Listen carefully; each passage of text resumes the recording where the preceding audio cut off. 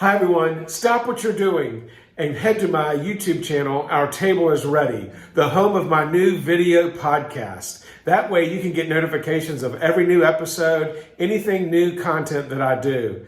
So why wouldn't you want to stay in touch with John all the time? Please hit the subscribe button. So why wouldn't you do it? It's all about me. What could be better than that?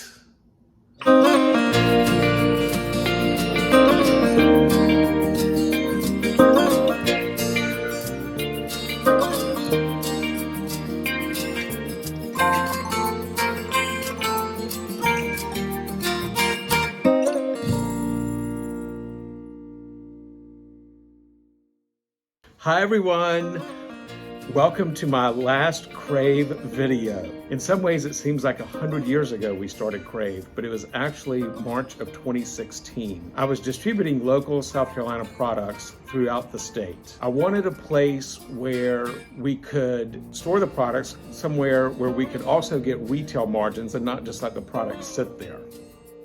We wanted to put in a lunch counter to show how well the products went together. It was going to be like a small sandwich, just grab your sandwich to go and be done with it.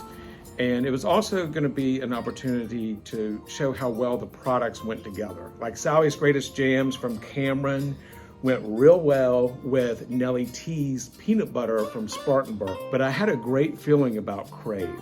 When there wasn't enough money to buy more products to put on the shelves, I started moving the shelves out because this whole place was nothing but retail shelves.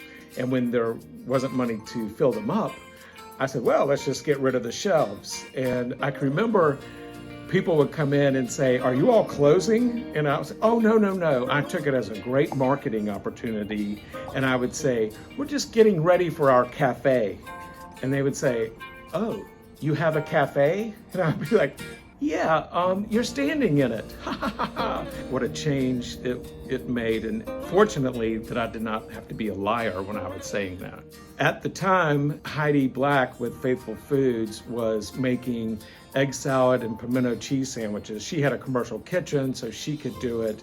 We could buy it and resell it. And she would put it in a plastic clamshell and we would wrap that in plastic so that it would keep the shelf life, we wouldn't have to throw them away if they didn't sell. We had this wonderful couple that brought their food truck on Tuesdays. It was just a way to get people to think of there being food on Millwood. A lot of times I would set up a tent with a table and put a few products on there. I didn't want anything stolen, but it was supposed to be a draw to get people to come in and say, hey, what's going on? There's a tent out here. And of course there wouldn't be any products on the shelves either, but we just, talk over that. In about 2.5 years, we had to get a valet service out there to control the traffic in the parking lot because it was so busy. By December of 2016, the sandwich counter that was supposed to be for to-go sandwiches at the most was the most popular attraction in the store. And people wanted to stay here and eat. So it was time to actually have a cafe. But I began looking for a culinary expert, a chef I could talk into making this happen. I heard what people wanted. I knew that they would come here for food. They liked, the 4 or 5 things we had on the menu. By March of 2017, I met Ulla Helsing and was somehow able to convince her to stay and join this, whatever we were trying to do here. I couldn't afford to pay her full time. It was fine for her to be part-time. I was gonna take whatever I could get. In the meantime, she came up with a new menu, and in April of 2017, we introduced that new menu. The rest is history. Here we are. Mini sandwiches, paninis, salads, soups later. Here we are. Ulla decided to stay. I don't think either one of us is sure how that happened to this day. We had a blast doing videos with customers and employees and whomever else would participate. Now please, My buddy's nuts. my buddy's nuts are a little bit hot. We don't need your life story, but people would quote their favorite sayings from the videos. I was like, oh my gosh, people are watching these videos. Oh, mother, shut not really our mom, you are a mother sucker. Actually, they've been here for 3 hours because they're here for 3 hours every time they come in. One of the first memories of getting recognition was when Mimi Maddock did a story on Crave and me for the Columbia Star.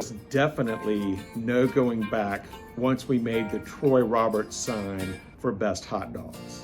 One Monday around 11 o'clock, this guy ordered to-go food and he was standing up there waiting for it to be ready. And he said, "Oh, I read you in that article about top 5 hole-in-the-walls in Columbia." And I was like, "Oh, okay, I didn't see that." Oh my gosh. Within 30 minutes, we were slammed on a Monday. All week long, we were slammed every day. And so many people were mentioning that article. And then, of course, they mentioned it, for weeks after that. And then they still talk about people will say, "The first time I saw you was you were in some hole-in-the-wall article." And I'm like, "Oh, I know it." And people are like, I don't like them calling you a hole-in-the-wall. I'm like, it's fine.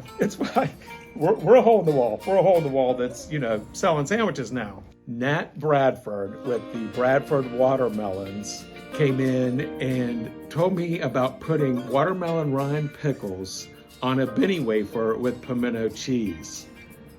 I didn't want to hurt his feelings, but that was disgusting. I couldn't imagine that tasting good. Plus, I said, "Nat, I don't think I can sell these $14 jars of pickles." This is our 20th case delivery of Bradford watermelon rind pickles.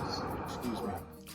Nat, I'm so sorry about doubting you as much as I doubted you, and I doubted you a lot, because we sold, I don't know how many cases it ended up being of Bradford watermelon rind pickles and pimento cheese and Benny wafers. Dupree Percival is always good for great marketing ideas, but please don't tell him I said that. He talked to me about getting a guy that he knew to sell shrimp in the parking lot.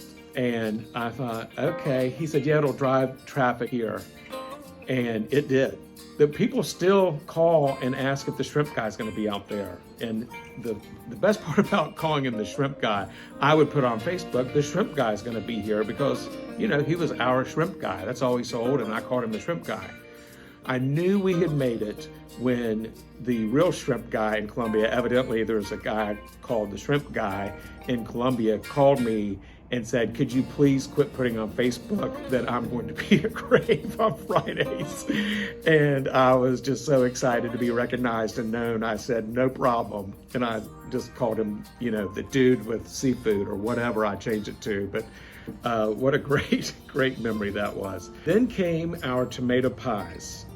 Ula, a chef from New Jersey, came up with these tomato pies that are known for their southern delicacy. There were all these ladies that would come in, southern ladies that would come in and say, "They're better than any I could have made." And I'm like, Ula, southern ladies don't say that about anything. They sure don't say it about pimento cheese or egg salad or anything. And they're saying it about your tomato pies. Then came our golden egg when Amanda McNulty and the crew from Making It Grow filmed an episode. I wish we had tracked how many people came by because they saw us. The first week they aired our interview, it was huge. We always knew when they played reruns because that week people would start showing up Thursday, Friday, Saturday, and it was just endless amount of people and from all over the state. Soon we were known for chicken pot pies, tomato pies, soups, sandwiches, and more. Ula and her staff of 2 produced all of this out of the kitchen at Crave in what was pretty much the size of a large bedroom with 1 oven, a small panini press, and maybe 2 burners. The demand was overwhelming. When COVID hit, there was no way we could keep up. Our demand went through the roof. We rented extra space for a production kitchen, and added employees.